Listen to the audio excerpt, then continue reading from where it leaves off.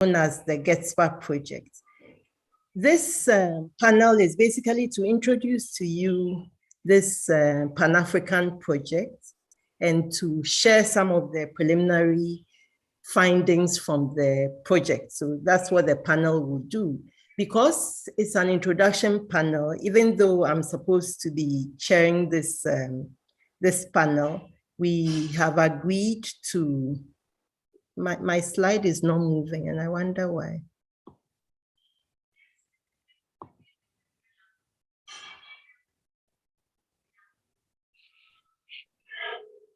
I'll stop sharing again.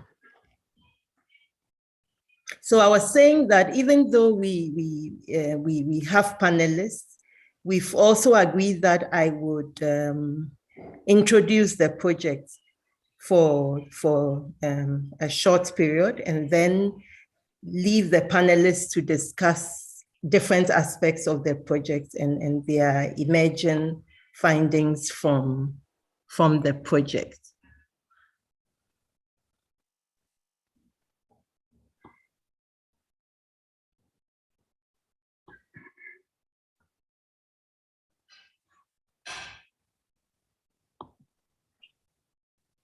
So for this introduction, I first want to mention that GETSPA came out of the COVID-19 pandemic.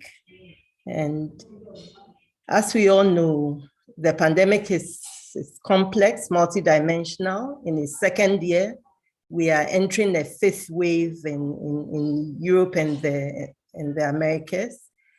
Much as pandemics are disabling and destructive, there are crises also that give us the opportunity for reflection and to reset and to rethink old ways. And this particular pandemic basically led us back to social policy. And the way it affected people became a grim reminder of social policy failures. And in that discussion about trying to build back better, led by the UN and so on, civil society and academics and others, even policymakers, began to ask some fundamental questions about social policy. And in this case, a webinar by the Open Society Foundation and follow-up conversations led to this ambitious Pan-African project for research, capacity building, policy engagement, and network building. It's really important to talk about the genealogy of GETSPA. And here we are not ashamed and very proud to say that GETSPA built on a long-standing critique of the social protection agenda, starting from Kodesire's work on structural adjustments through to onerous work on the transformative social policy. But most importantly, the Saatchi Chair's work on social policy as well. Basically, it responds to a call for a gender equitable and transformative social policy. And this is one of the reasons why GETSPA has been very active in this conference. GETSPA researchers at this conference hope to connect with an epistemic community with a radical critique of social policy, which seeks to deepen its contribution to democracy, social cohesion, and development. And through our participation and also the participation in future events, we hope to deepen our relationship with the chair and into a more systematic partnership for the future. So I basically would like to thank the Saatchi Chair again for his generosity, for giving us the space for individual presentations. Earlier on, there was a panel on social policy in Francophone Africa that presented preliminary findings from GETSPA. Apart from this preliminary panel, this plenary panel, there's also going to be a roundtable tomorrow and so on. And I might add that the Saatchi Chair is on our advisory board, and this is part of his social responsibility to the GETSPA project.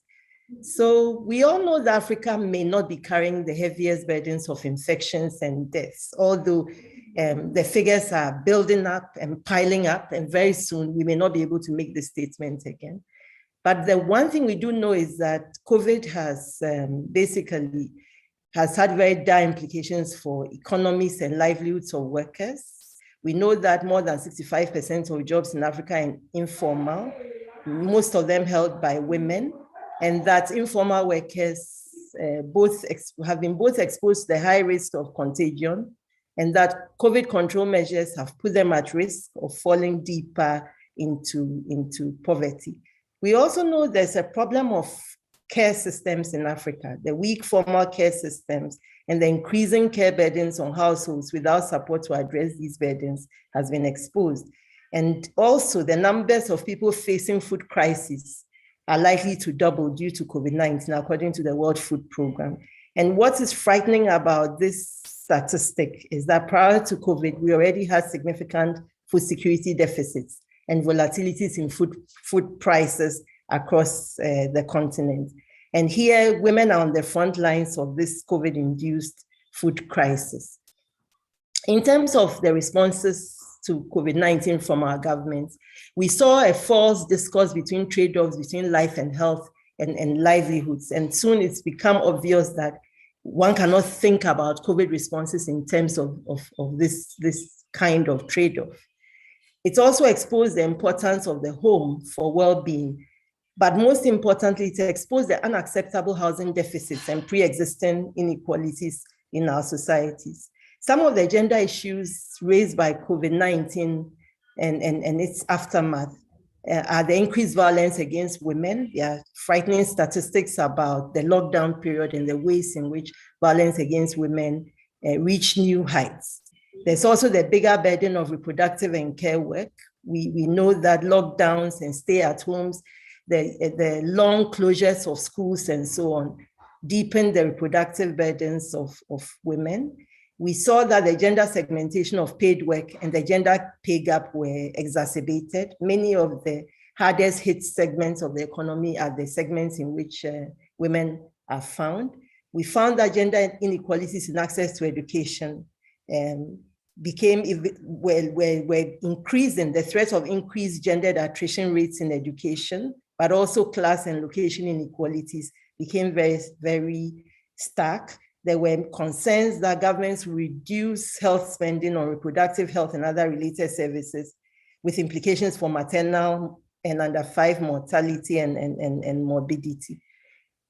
Social protection measures came hard and fast under COVID-19, and there were 3 types of compensation and support policies by April 2020. This table shows some of these. We saw 3 main kinds: improved access to essential services, the social safety nets, the tax reliefs, cash transfers, and so on, and income protection. But if you look at the numbers of countries using these measures, you see that the most popular measures were cash transfers to vulnerable groups, utility bill freezes, tax reliefs, although the taxes have rebounded with a vengeance in 2021. We also saw some financial support for the informal sector and some food and water distributions. But the less popular tools were the universal cash transfers. Nobody did that. South Africa promised but didn't deliver on that. Very few countries instituted rent and mortgage freezes. The creation of safe markets for informal workers, very few. Gender-focused policies, very few. And regulations to prevent the dismissal of workers, again, and very few of them. So this was the context of the GETSPA project. And GETSPA was mainly to respond to the poor state of social policy and the current sway of the social protection paradigm. It had a particular concern to avoid the gender blindness in transformative social policies and to bring economic policy into conversation with social policy and promote a co-constitutive approach, and to build a social policy regime fit for the ambitions of real structural transformation, grow a new generation of researchers and advocates and their capacities, and build opportunities for Pan-African learning and learning from history. The project is guided by 2 questions. One is how to make social policies that can catalyze and support agrarian transitions and structural transformation in informal, non-industrialized economies. Basically, the project tries to recognize where we are at and where we want to go. It's also how to make social policies that address long-standing gender as well as class and spatial inequalities and their intersection. So the overarching goal of the project is the transformation of the discourses, approaches to and cultures of social policy making and implementation to establish gender equitable and transformative social policy approaches in Africa. There are several aims and objectives, and basically I won't go over them because I think I've mentioned some of them, but I want to mention the fact that this is not just a research project. It explicitly wants to engage with policymakers and advocates with the understanding that building new knowledge is important, but to move it into a place of influence such that it begins to influence social policy needs to be deliberately maneuvered. The project has 5 main activities: research and documentation, capacity building, dissemination, communication, electronic depositories and an observatory, and 4, policy advocacy. And last but not least, building constituencies and networking. The project is basically in its first year and is conducting country studies, which are mainly historical reviews of social policies. And it's also doing some issues papers to support these country studies. It's working in 10 country clusters in 31 countries. And we selected these countries with an eye to the Pan-African agenda to bridge the linguistic divide. So we have projects in Lusophone, Francophone, and Arabophone Africa, as well as in Anglophone Africa. We're also interested to bring some of the less studied and less known African countries into view. So Mauritania is here because we do not know much about Mauritania. Djibouti is another good example of a country which seems to be worlds apart. So we also wanted to look at different social policy experiences, and we are already finding some interesting differences in social policy in Lusophone Africa and other parts of Africa. Today we're listening to presentations about Francophone Africa and so on. In conclusion, I want to point out that 3 of GETSPA's preoccupations are to historicize and contextualize social policy so that this kind of leveling in discussions about social policy in Africa would be ameliorated, because we think that in understanding social policy in different contexts and in understanding its long durée, we can actually begin to make a difference. We also want to push further this clarion call for the integration of social and economic policies, and also to make gender equity central to the conception processes and outcomes of social policy. This panel will take up some of these issues to share some of these findings. On the panel are Charles Abugre, the Executive Director of IDEAS, the IDEAS Network, who's going to be speaking to us on economic and social policy interactions. Charles is a member of our technical committee for GETSPA, and he's a development economist. Second is Dr. Newman Tekwa of the University of South Africa, who is going to be talking to us about gender and social policy, which he's particularly interested in. He's the leader of one of the Southern African clusters in GETSPA. And then last but not least is Nanekwe Anyidoho of the University of Ghana, who wants to discuss some preliminary considerations around the social policy of military regimes. And so I will now leave the floor for my colleagues to talk to us. And thank you for listening. So if we can start with Charles.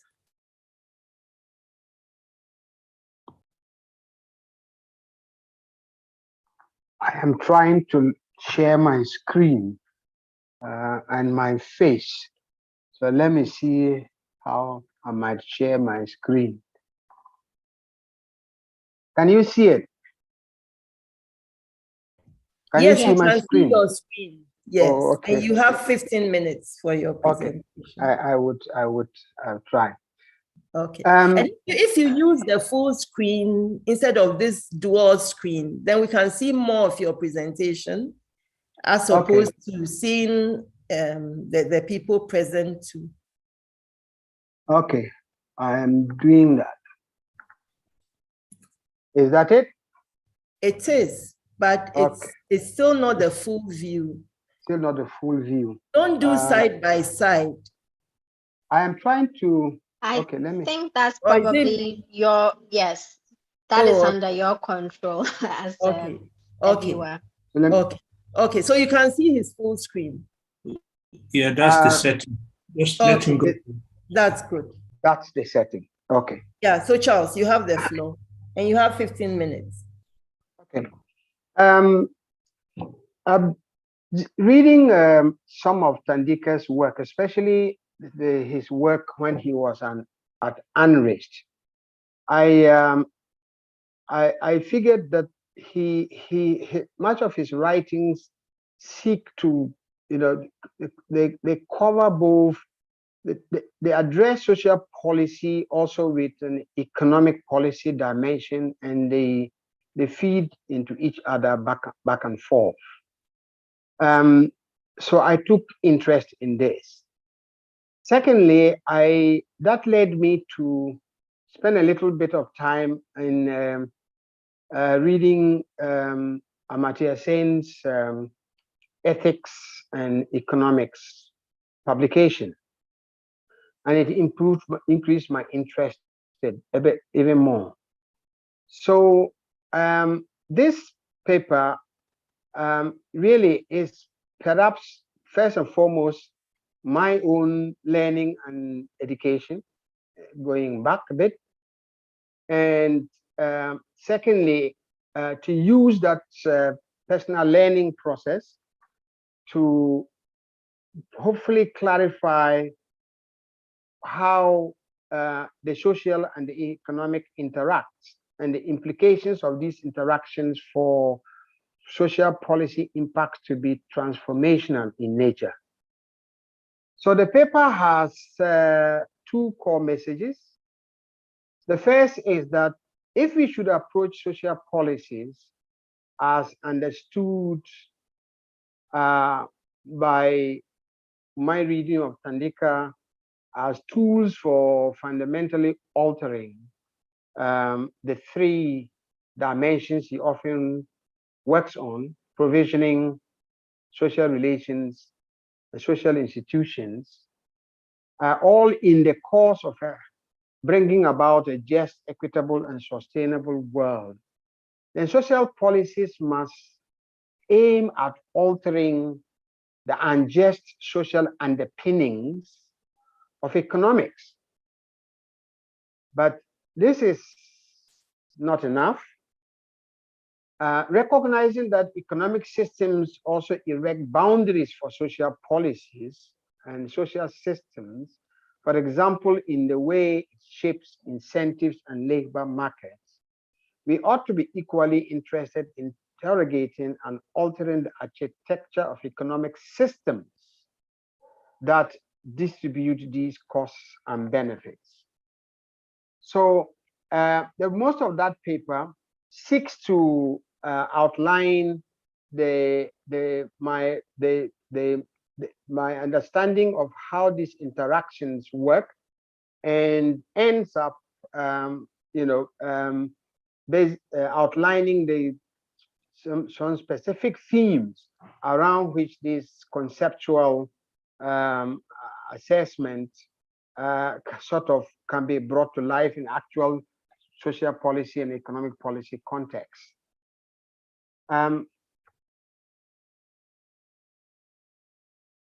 Okay, so I would like to start basically going backwards. So the foundations of economics to the period of the Greeks, the early Greeks. In that reading, the literature says clearly that it says that economic value, we cannot conceive of economic value outside of a system of social relations. Whether these relations are as a result of human cooperation or human compulsion. And these cooperation and compulsion elements have run through social systems and economic systems for generations and underpin the distribution of costs and benefits. It has always been the case that economics is founded on these social relations. So the Greek conception of the household, the oikos, a conception in those terms that is a far bigger unit of relationships than our traditional household nuclear family. In those days, a household, an oikos, was more or less a self-contained system with farms and animals, maybe, with household chores, with childbearing women or child-caring women in particular. These functions were performed by laborers or slaves, maids, maidens, wives or concubines, owners of households, and so on. So there were systems of activities undertaken by different categories of members of the household. And this was the beginning of the division of labor. The management of this complex division of labor in these oikos constitutes the foundation of the creation of economic value and the foundation of economics as a social discipline. So, in order not to lose you, my first point is it is difficult to conceive of economic value outside of a system of human relationships. These human relationships may be through cooperation or compulsion. It is embedded in a social system by implication. My second point, which relates to the first, is that division of labor is the main driver of economic value. And as you can see from the classics to date, that the value of a product is essentially equivalent to the labor time required to produce it, says Adam Smith. Says also in slight variations, Marx and Ricardo. They take it a step further by demonstrating how value created by labor is ultimately expropriated by owners of capital and land, which especially for capital, Marx sees as another manifestation of labor value. This is the foundation of the concept of a just price or just exchange. In between the question of division of labor to develop productive value and division of labor that then leads to exchange, inside both economic activities is division of labor. Now, third point I want to make is that economic value is actually rooted in ethics and gave birth to a dimension of economics called social economics. And there's a whole bunch of literature on this. As I said, Sain's Ethics and Economics publication, and his work on capabilities traces back to Aristotle. This is the 1480s. Others, Alvey, has been tracing a little bit to Socrates and Xenophon.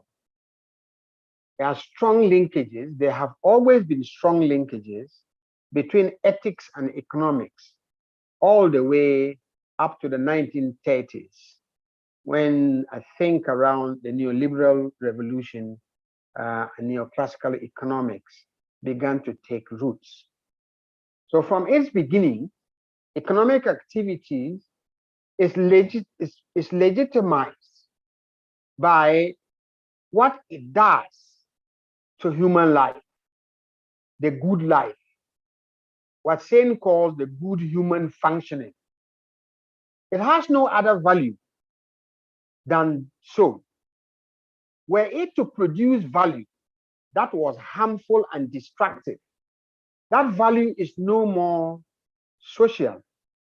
That value cannot be sustained other than temporarily through violence and the power of the might. That is sustained with less conflict, and conflicts around the generation and distribution of that value is managed over years. A sustainable management of that conflict is grounded on principles of social justice. In other words, in some respects, distributive justice.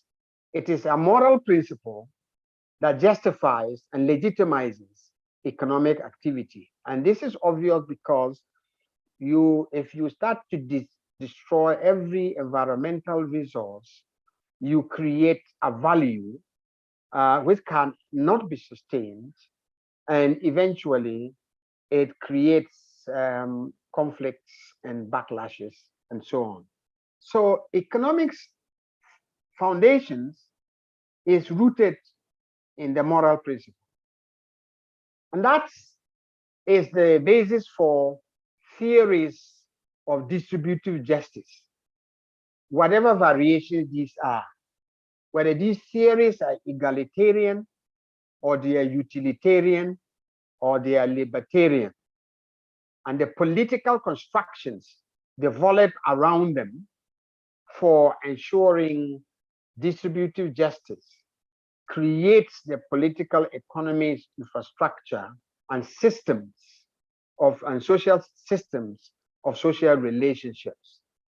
Therefore, the nature of the resolution of the issue of distributive justice, the only moral justification for economic activity is that there is contestation, and the theories of that distributive justice, those contestations around them are organized in various forms.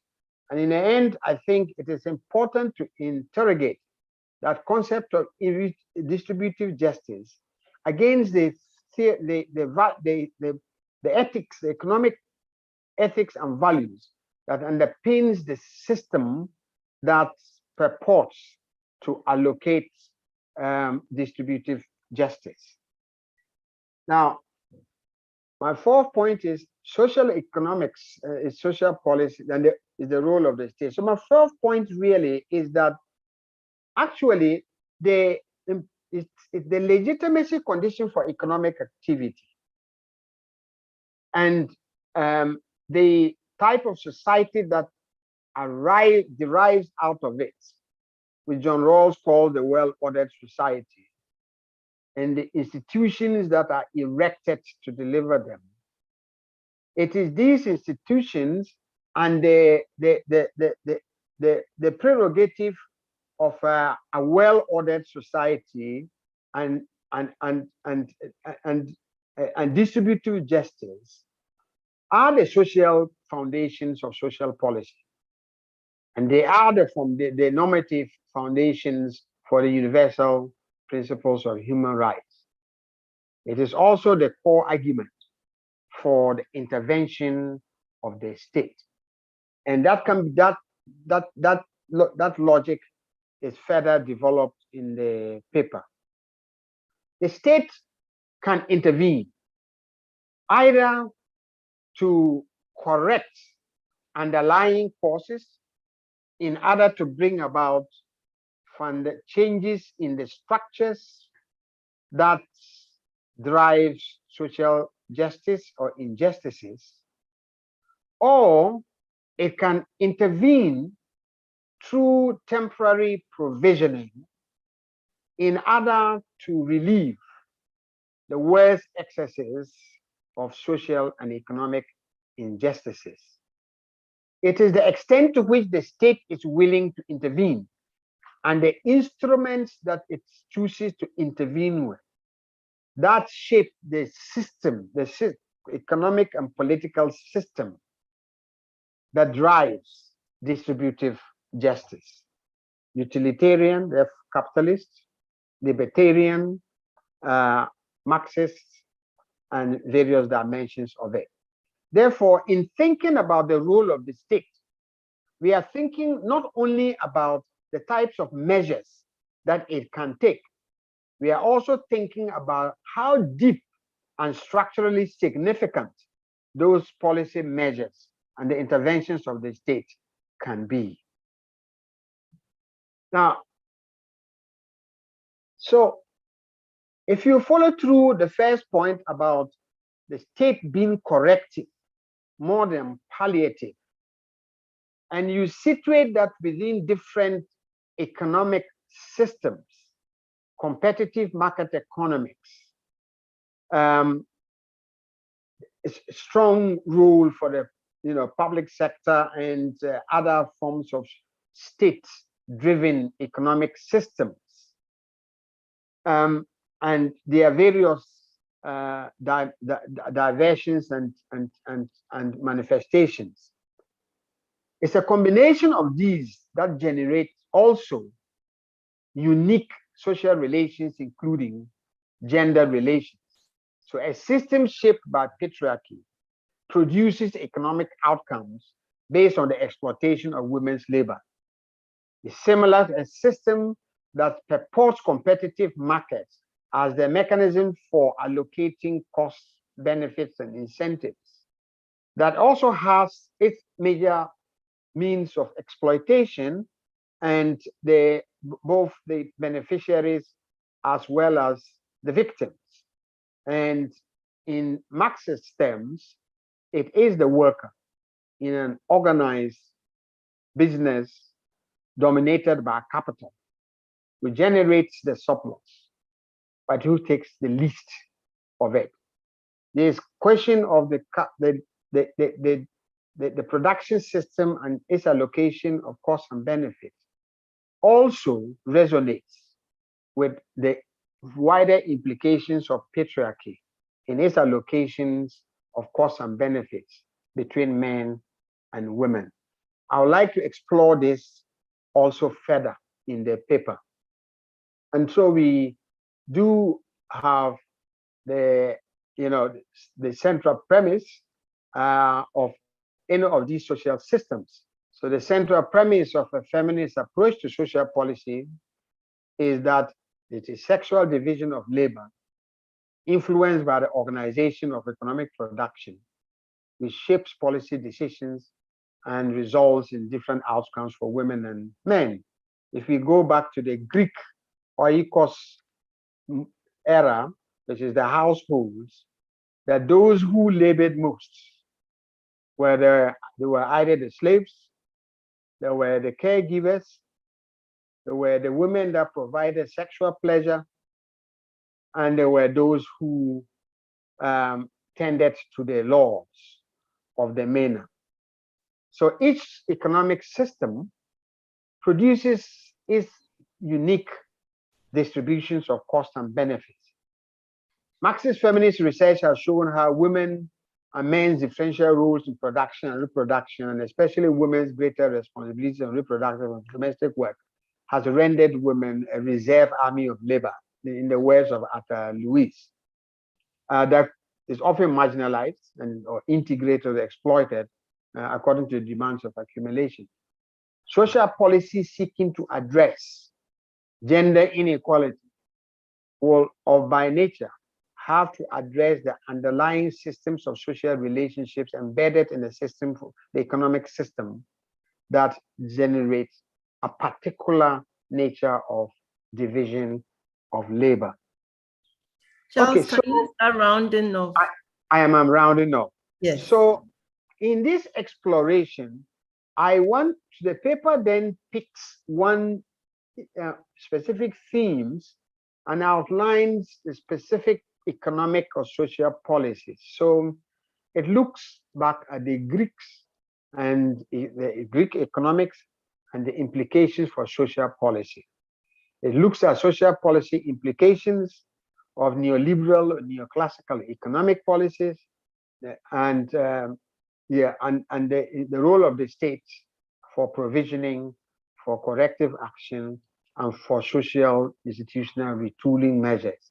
It looks at the implications for social policy for a vision of inclusive structural economic transformation in Africa, and it explores alternative heterodox economic approaches and their implications for transformative social policy and implications for the labor markets in particular, including agricultural labor markets, and finally implications for the role of the state in organizing and managing all of this for a fair society. Finished. Thank you very much, Charles. And I wish this was the part of the paper you had presented, though, as interesting as the early part was. But thank you. It was good. You have a teaser. Okay, so we'll wait to read the full thing. Newman, please, you have the floor. Okay. Please stop sharing. Yeah. Thank you. Okay, I think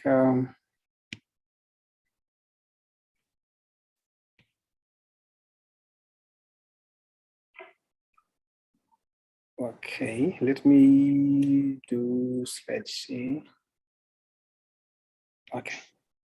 All right, I think my screen is visible to everyone. I believe so.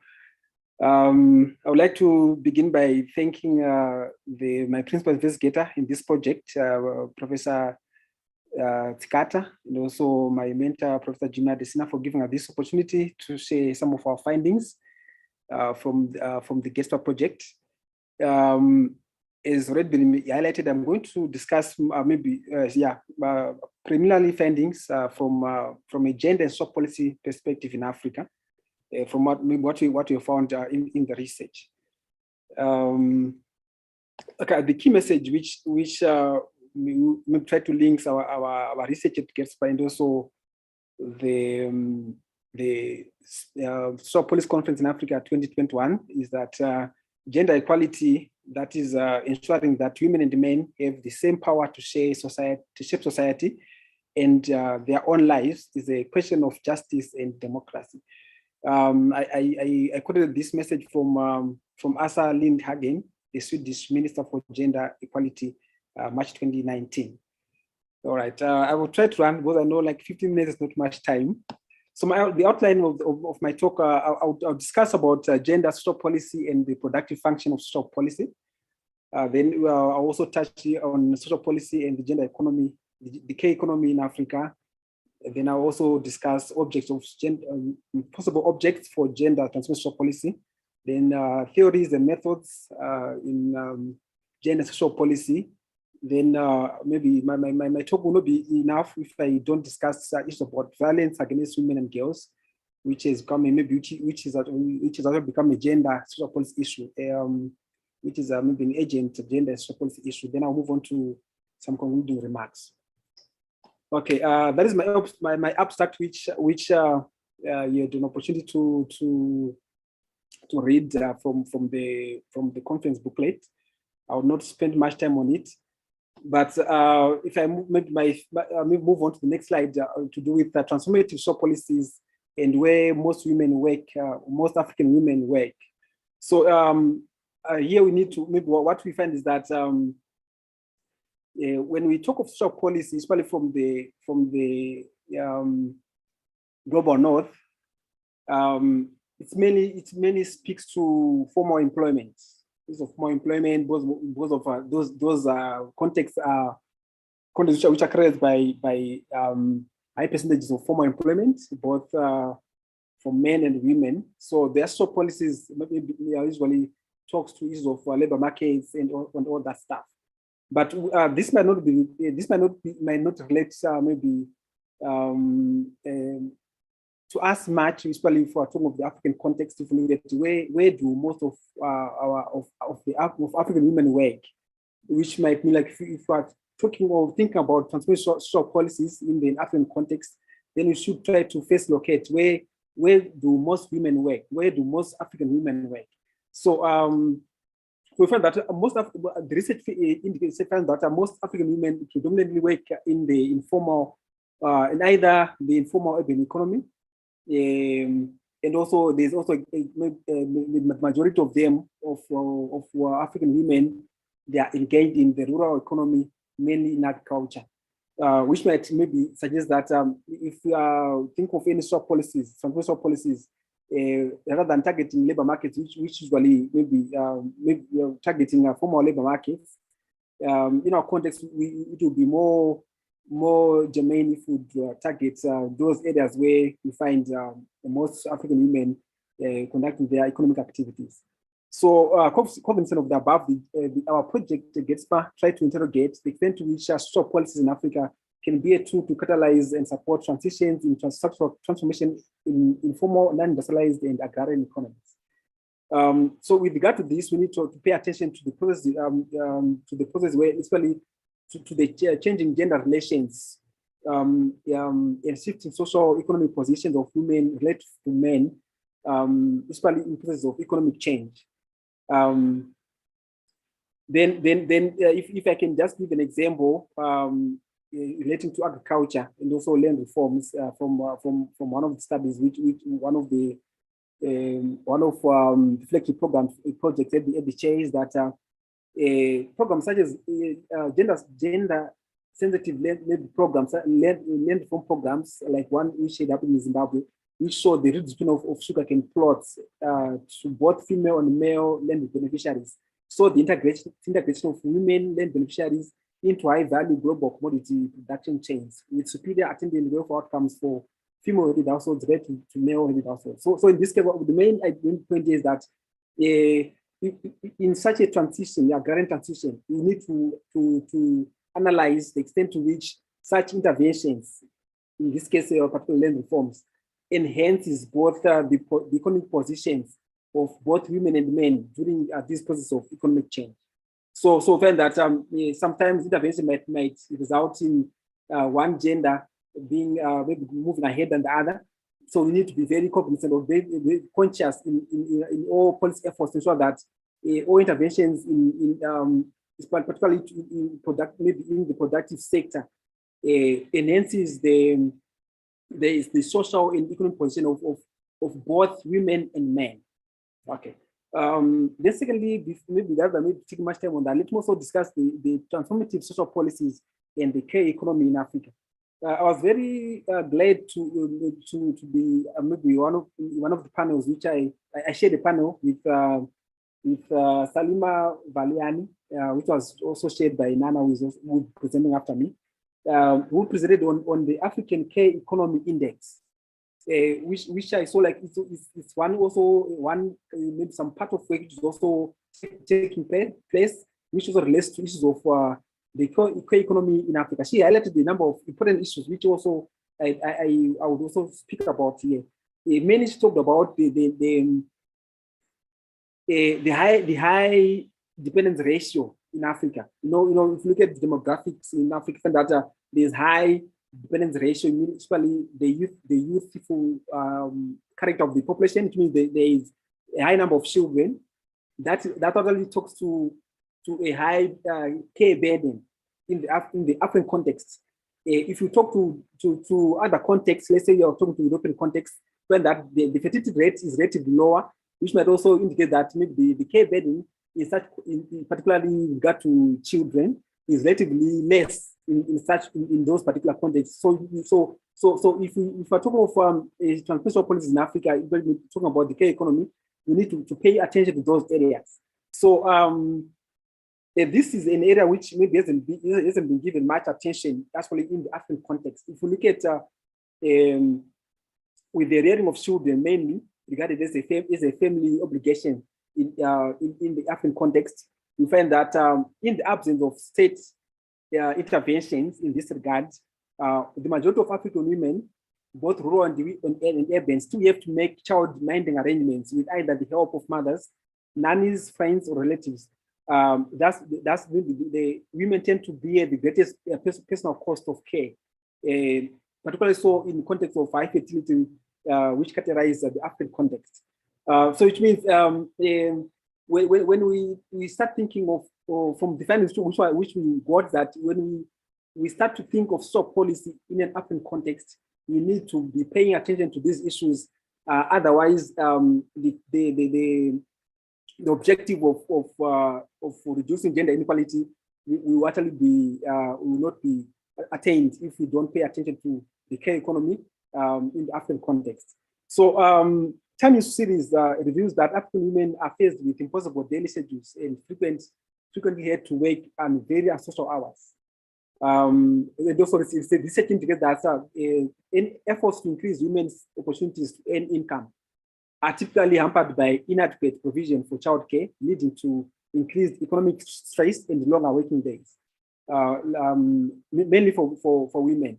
So what are we saying with regard to social policy, gender social policy, and the care economy in Africa?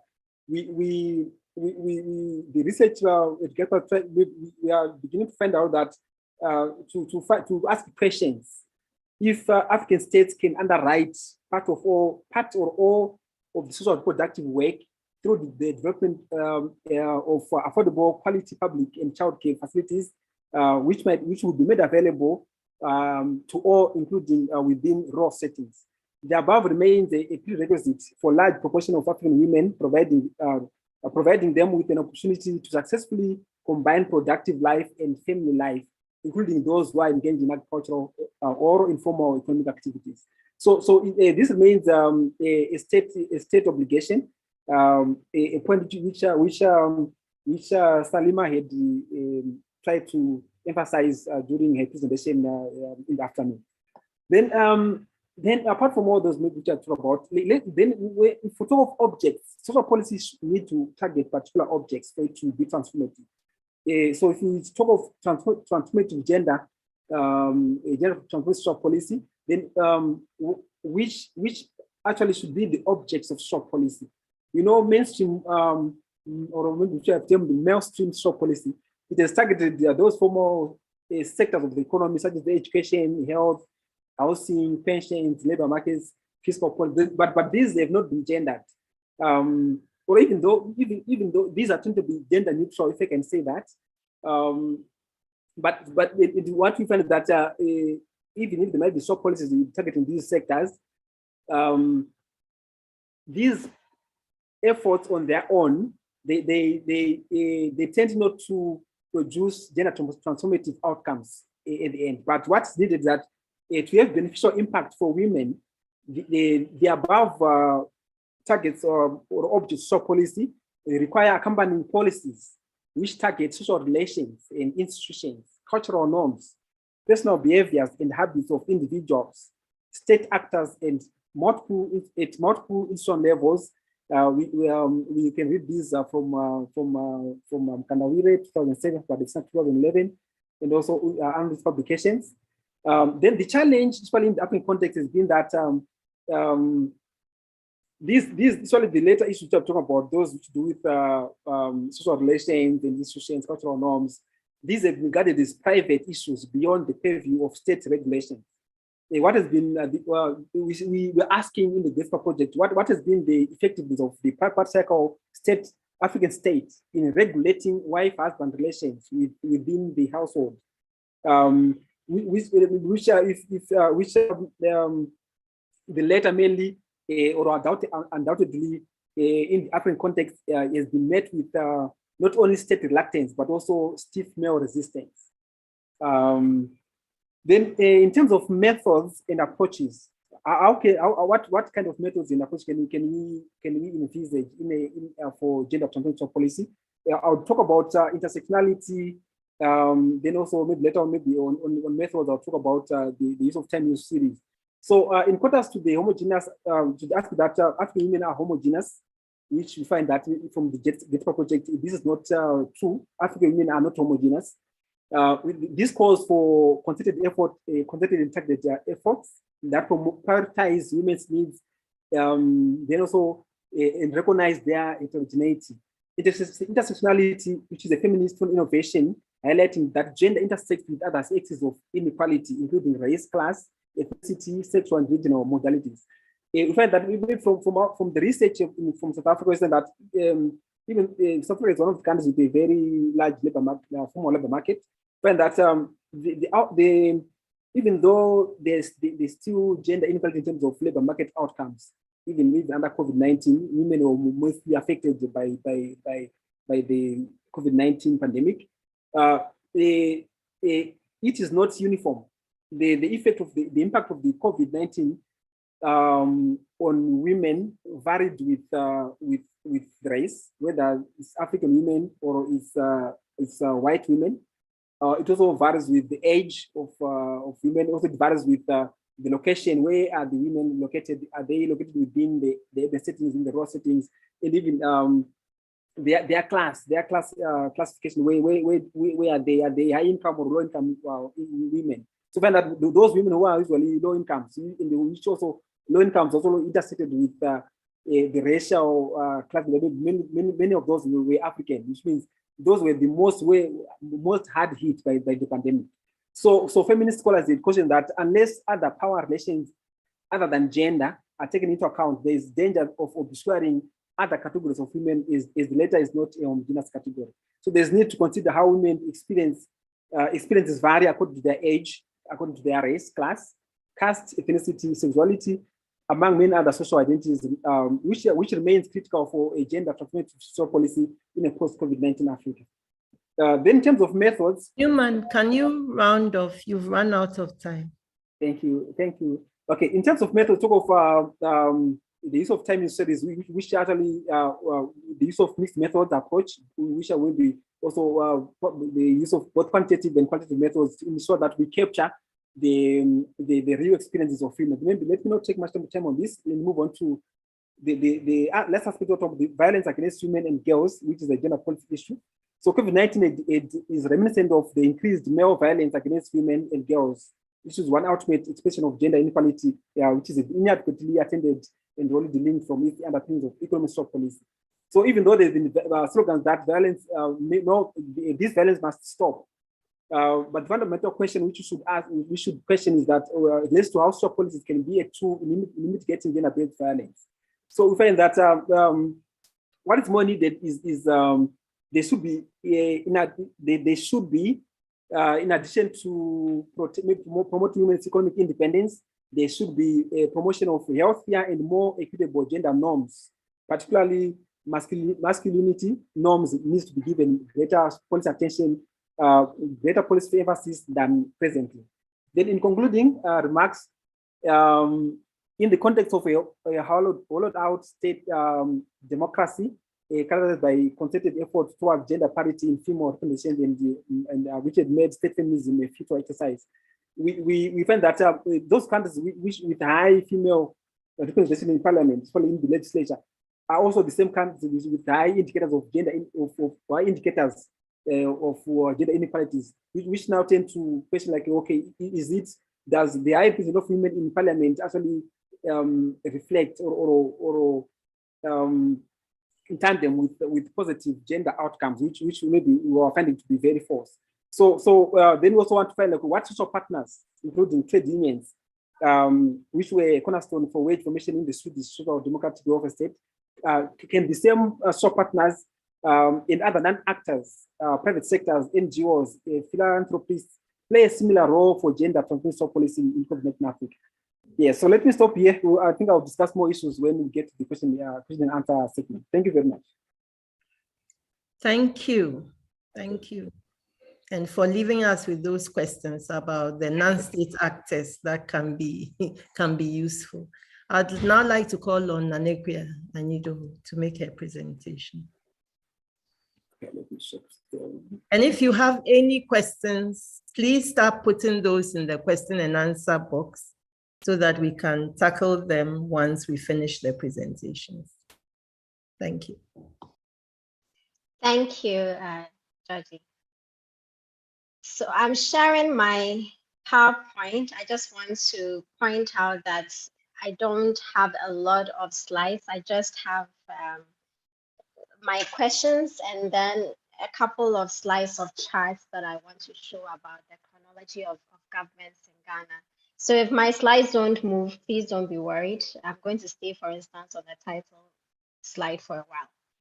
So my presentation today is on the military and social policy in Africa.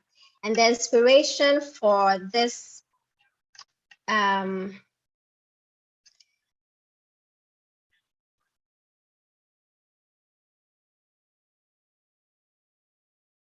inspiration for the presentation comes from the GETSPA. I'm trying to find a way of sharing my slides and still being able to see notes.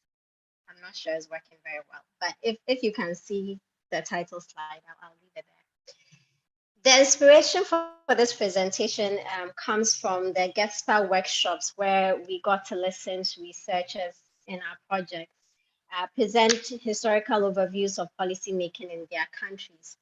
And hearing presentation after presentation make reference to the intervention of the military in these country histories from across the continent, and realizing that there is a lot to be said about what the military and military regimes have meant for our social policy trajectories. Many sub-Saharan countries gained independence from the mid-50s to the 60s, with Ghana being the first sub-Saharan African country in 1957 to be unmoored from colonial rule, at least nominally. And with 17 countries in 1960 alone gaining independence from colonial rule, mainly in Western and Central Africa. So by 75 though, so barely, a decade and a half later, 20 out of 50 states were under military rule, and even more than that had experienced military interventions of various kinds. And by 1985, about 60 successful and 71 attempted coups d'etats had occurred in 37 states. So despite their obvious significance in our political histories, given what I just said, it's a little surprising that there are few policy studies that engage in any meaningful way with military regimes and social policy. Now, there is quite a lot of literature on military regimes in general, some on Africa, a lot about countries in South America. However, the interest in this literature often is in the internal dynamics of the military, especially as it explains their motivation for coup d'etats. There's also a strong theme of military-civilian relationships, including with important segments of the population, such as young people, workers and trade unions, the middle class and political elites, and women. There's been really interesting work about the military and women and the ways that the hyper-masculinity of these military regimes has been detrimental to women's welfare. But that's not quite what I want to talk about today. Maybe a bit closer to my topic about social policy and military regimes is the set of literature that examine governance structures and processes of military regimes. And then also another strand that looks at issues of rights and laws under military regimes. There are a few studies that look at economic development policy making, and even fewer that analyze social policy. So one that comes close to the kinds of research that I'm advocating today is by Giovanni Carbone, who has an interesting paper on how democratization influences health policy making in Ghana. But even here, the focus is on one sector rather than on social policy writ large. And the period of military or authoritarian rule, as he terms it, is a foil for his actual interest in the return to democracy. So the adoption of social policies in health is merely, if you like, a dependent variable, the quantifiable outcome of democratization. So studies like these, while interesting in approaching a discussion on social policy, do reinforce the notion or the impression that we can only usefully talk about improvements in social well-being or even attempts at such improvements in the context of democratically elected governments. So I'm suggesting today that there is good reason to give more of our research attention as a social policy collective and epistemic community to military governments and what they have meant for our areas of research. And there are a few reasons why I'm making this suggestion. First, African military governments have often based their legitimacy on development, which, as Kwesi Pra has pointed out, is a continental preoccupation. So a discontent with the lack of or the slow pace of socioeconomic improvements in the lives of citizens is one of the Army's often stated motivations for the overthrow of civilian governments. So this suggests an inquiry into the ways in which, once they are empowered, they have attempted to improve social well-being of the people that they claim they are coming to liberate or to save. A second reason is that many military regimes have held or have postured to hold nationalist or socialist ideologies, which one would suppose would compel them to attend to issues of social policy and social well-being. A third reason for why we should pay more policy attention to military governments or more research attention to military governments is that while many of them have been short-lived, some last at least the duration of a normal 4 or 5 year term for a civilian government. And in some countries, the cumulative number of years of rule or governance under military regimes might be more than the number of years of civilian rule. So if those periods are significant in the totality of post-independence governance, then obviously we need to pay attention to them.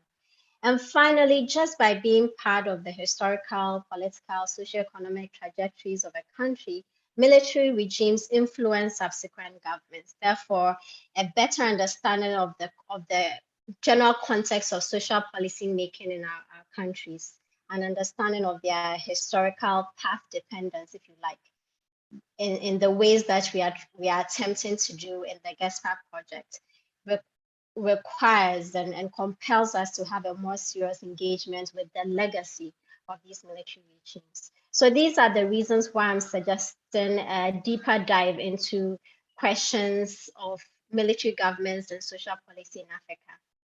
And I think that the GETSPA project, as it continues with its continent-wide comparative perspective, provides the opportunity and the material, the data for this kind of analysis. So I'm going to, if you like, map out a number of areas of potentially generative discussion and research for the GETSPA project first, and for social policy research more generally. And just to ground myself, I'm going to use the case with which I'm most familiar to begin with, which is the Ghana case from the 1960s through to the 1980s. And these are the questions I'd like to answer, and I'm putting that up on the screen, which is, I'm going to really. We can't see your questions. Yes, yeah. I realized that. Yeah. Thank you. Trying to do a split screen here. So what ideologies animate the social policy making of different military regimes? What are the interactions of internal, local, and global influences in this policy making? What is the general content of their policies? And in what ways do these policies show a continuity or discontinuity with preceding civilian governments, especially in the immediate post-independence era? And what do military regimes contribute to social policy making in subsequent civilian, sometimes military regimes? So let me show a table of administrations in Ghana's history, just so I don't have to do the overview, but I do want to point out to you briefly that the shaded rows are for military regimes, and I'll be focusing not so much on this first slide, but this period. So let me just go back. I hope I don't make you dizzy. So this 1966 was the coup that overthrew the first post-independence government of Kwame Nkrumah. And then after that, there was a brief interlude of civilian rule, and then we'll come.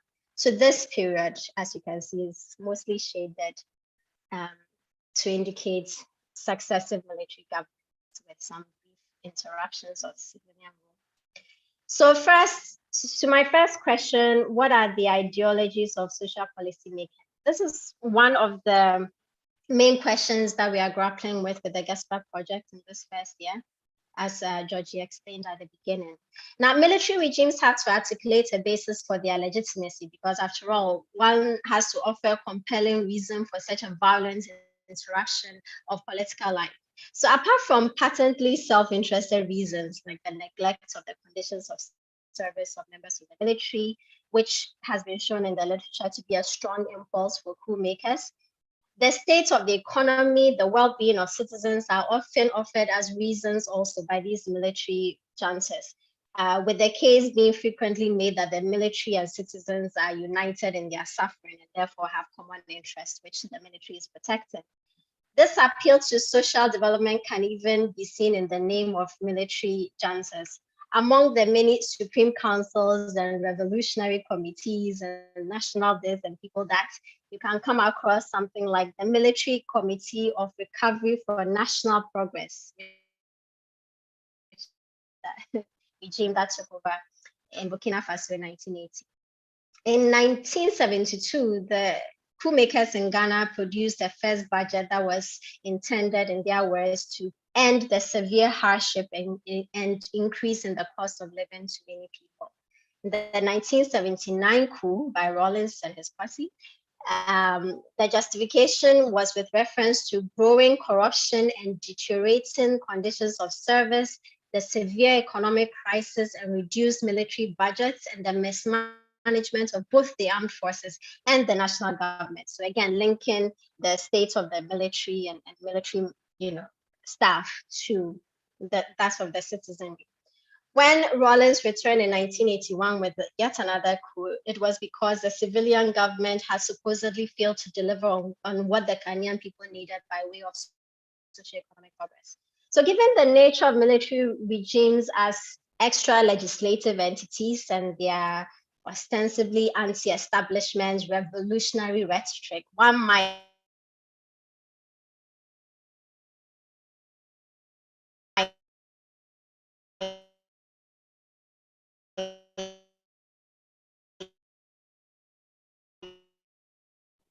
Is it just me? No, she's struggling. Okay. Nalekwe, your sound, we can't hear you. expect that they would say that they then made policies.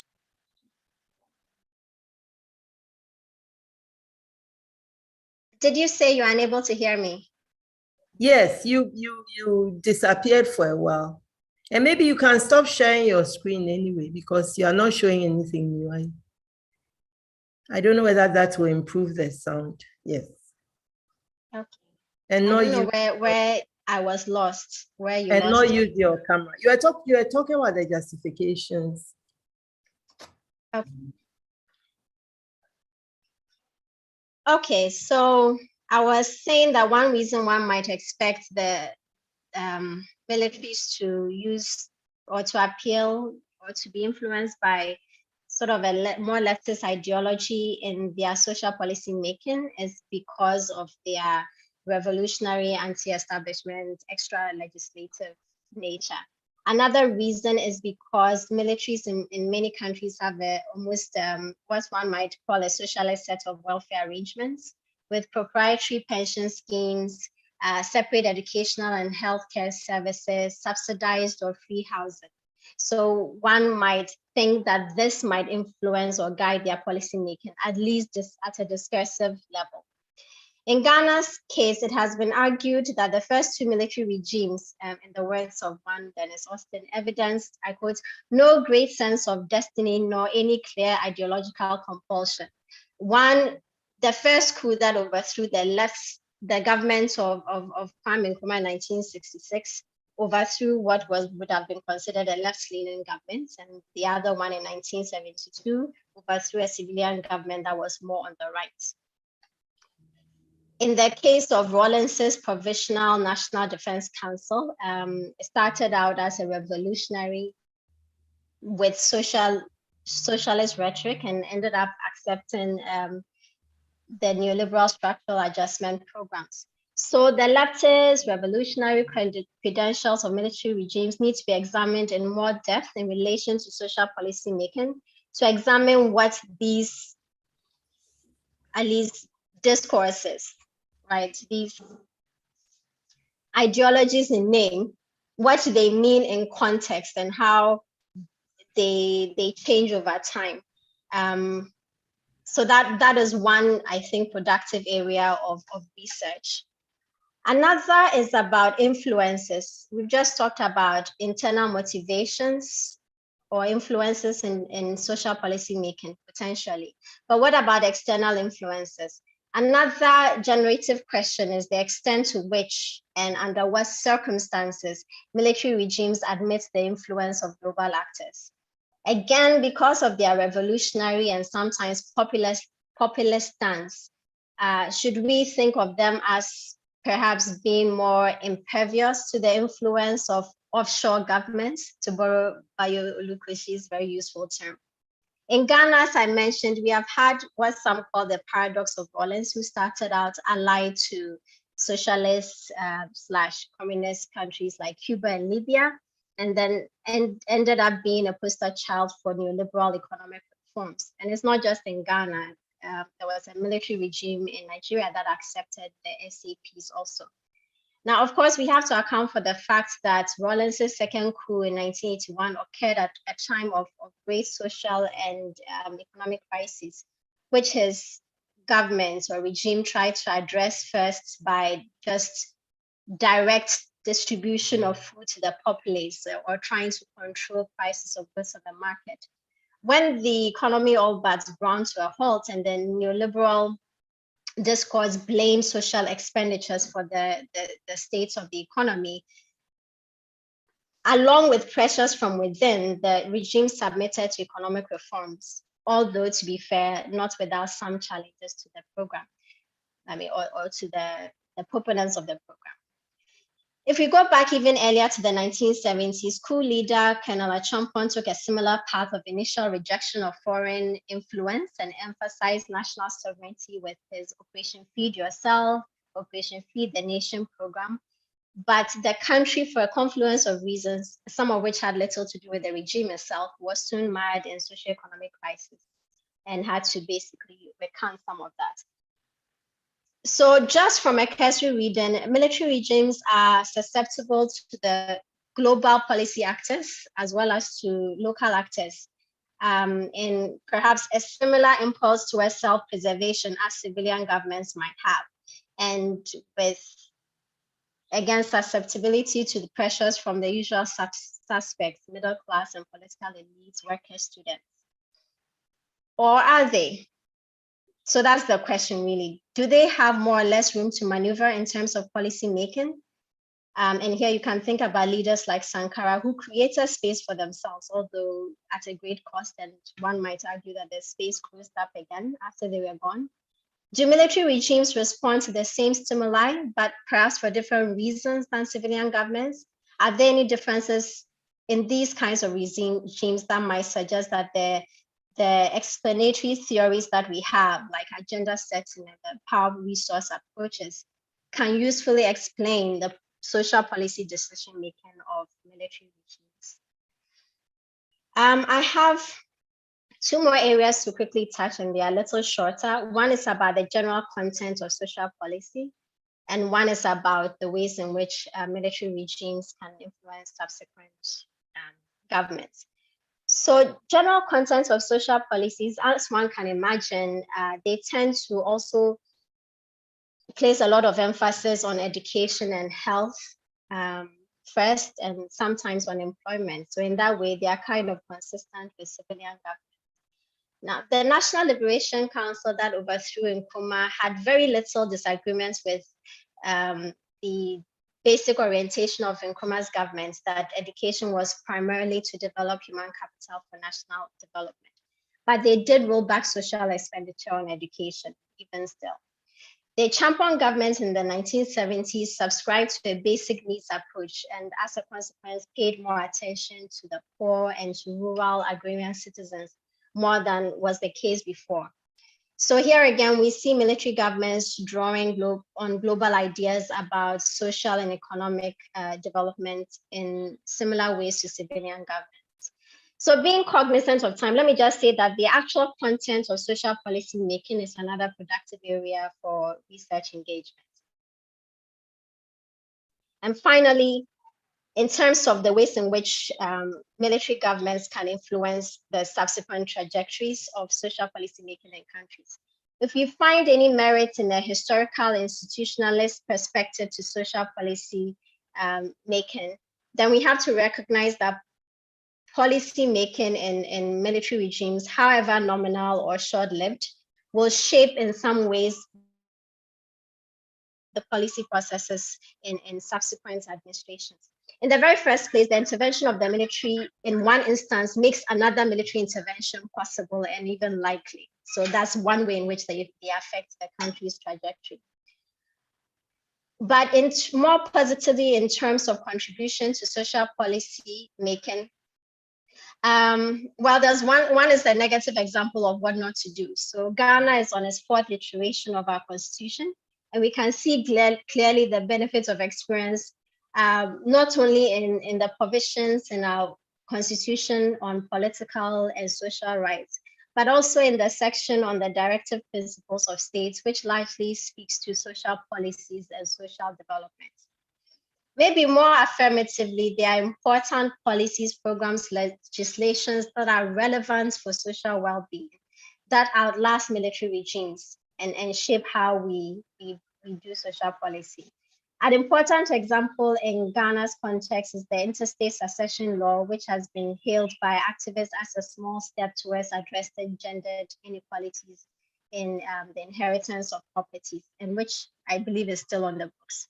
So as a final word, here again, we see room for research that puts social policy in historical context, as we do with the GETSPA project, but a historical context that recognizes and grapples with the legacies of these military regimes.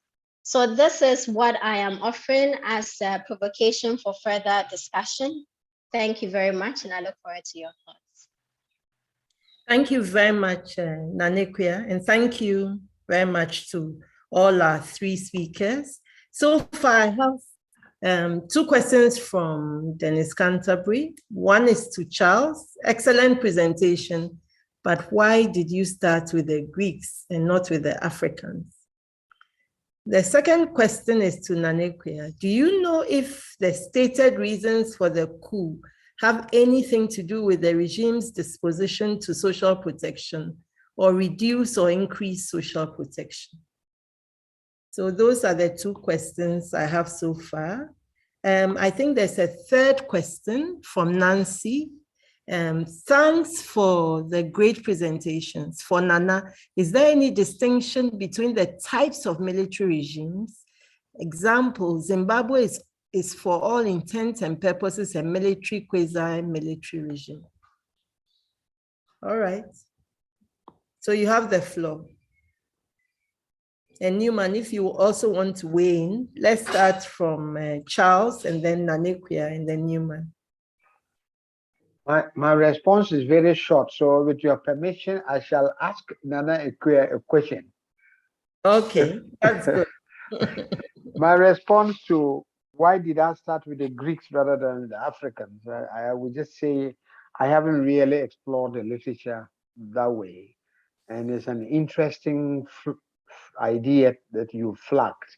So I shall, if you can help it, point us where I might begin with African history of economics, dating back as far as it can go.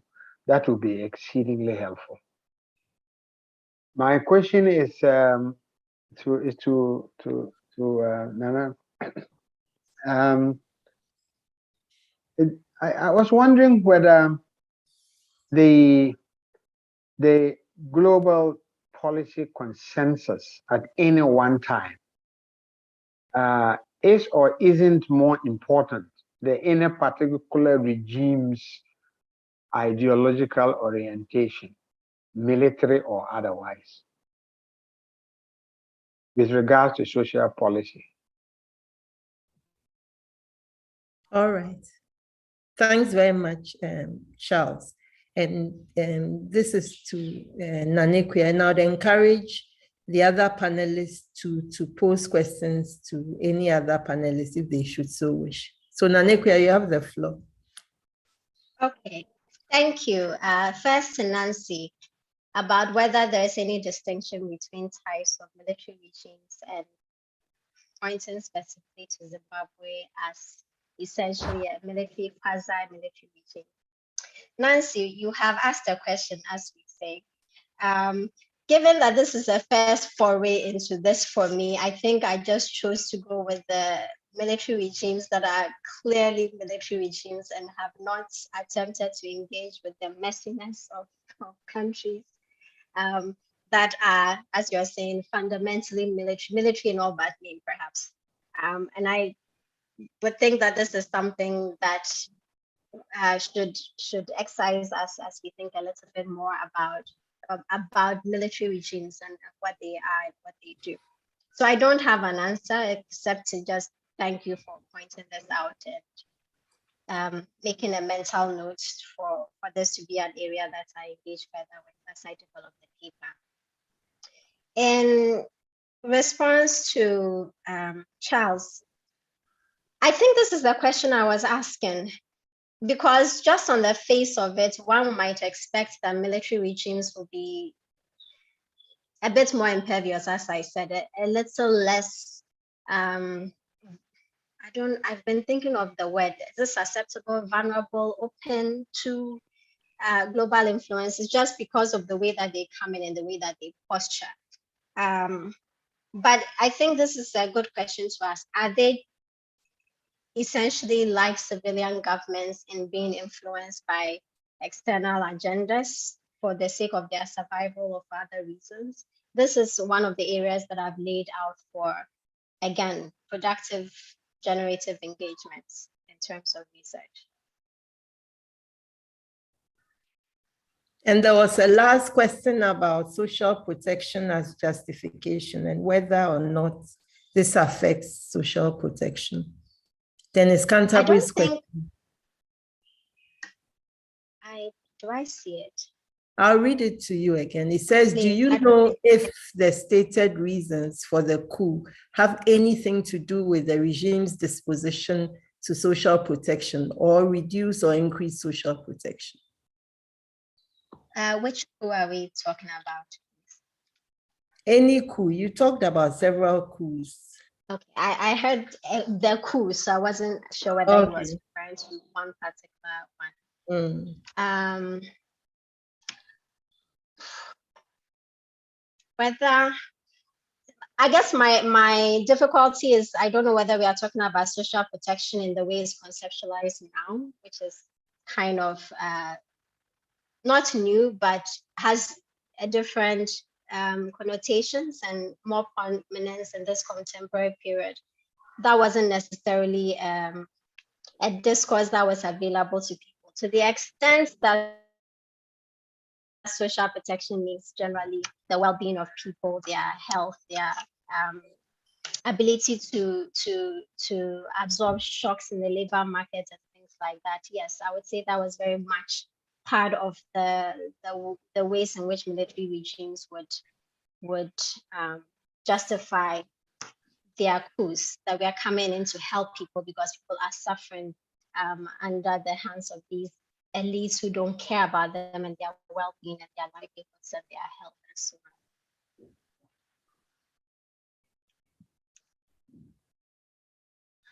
All right.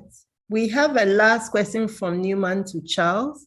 With current economic policy in Africa serving external interests, what possibility exists for return to ones that speaks or addresses needs of the local citizenry? And how can this be achieved in the context of captured economic policy? I believe that's the last question. Charles.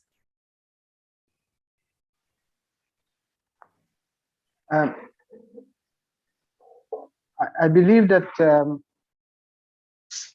that the possibility of modifying, breaking in part or whole from the dominance of neoliberalism in economic policy very much depends on one, if you have a leader or leadership with a strong non-neoliberal orientation, and of course probably has to make compromises for solutions. But when I reflect back at the things that say Meles was able to achieve, savviness and some commitment to some ideological persuasion which is not wholly neoliberal, can make lots of changes. And I refer to for a long time the refusal to open up the banking sector. So the banking sector was not opened up at all. One of the few, actually the only one on the continent that did not liberalize their capital account. This was very fundamental. It was also fundamental that they refused to privatize, both the airline but also the telecommunication system, and that they were willing to trade a little bit of inflation for domestic capital. And so they use the central bank a lot more than in many other countries that I have seen, in terms of basically supplying money, which is local currency and so on. And that's the thing that drove that growth process that you mentioned. Somebody mentioned this was an earlier panel of the 10% or more. So a lot more can be done with some political orientation, some left-leaning orientation, some commitment, some savviness. But of course, that is asking a lot for all leaders, and it also depends on the country's context. If you are basically, ruling a very unstable country, it's very difficult to have to bargain many things simultaneously. So in the case of Sudan, for instance, some of us there to dream that with Hamdok on the seat, you could eventually have it emerge out of IMF stranglehold, provide some space for some more heterodox policies. But this has become very difficult, as we can see, the political instability that is there. So it's a combination of these fragilities in the economies and fragilities in the democratic transitions and geopolitics broadly, that is making it difficult for choices. But I dare say the absence of political leadership that is driven by conviction and has some steel. Where there is, it is possible to negotiate a bit more space, public policy space. Thank you very much. It's 1 minute left. So I just would like to use this time to thank our panelists, Newman, Charles, Nanekwia, for showing us a slice of what is possible with the GETSPA project. Thank you for your stimulating presentations. I think although we didn't get that many questions, we've left people thinking. I also want to thank the organizers of this conference, particularly the SACHI Chair, Jimmy Adeshina, for giving us this opportunity. I'd like to thank our participants, particularly those belonging to the GETSPA project and also those for whom it is new, for coming and sharing this space. And I'd like to declare this session closed, and we look forward to seeing you again tomorrow morning. Thank you so much. And I'm seeing thanks in the chat, so take a quick look at the thank yous. It was wonderful, Nimi says. Nancy is looking forward to our research outcomes. So, bye-bye.